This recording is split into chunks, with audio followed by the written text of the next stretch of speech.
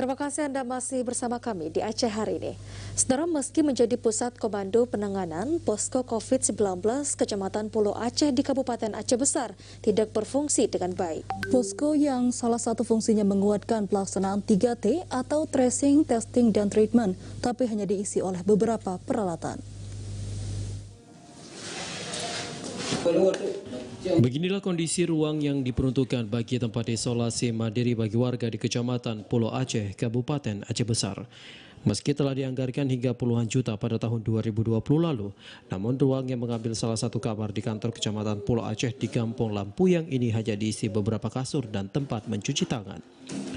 Di ruang berukuran sekitar 4x4 meter persegi ini juga tidak terlihat peralatan seperti tracing maupun testing bagi pasien COVID-19.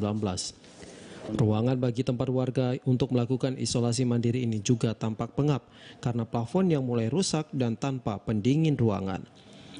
Menurut salah seorang pegawai kantor Camat Pulau Aceh, sejak diusul ruang isolasi bagi pasien COVID-19 tanpa gejala ini hanya dibuka 2 kali. Selebihnya ruangan tidak pernah digunakan sebagai tempat isolasi. Kita kan di kecamatan ini kan cuma ini aja yang kebutuhan kan ada di desa-desa. Ya kan di desa mungkin insya Allah yang isolasi mandiri belum ada. Insya Allah.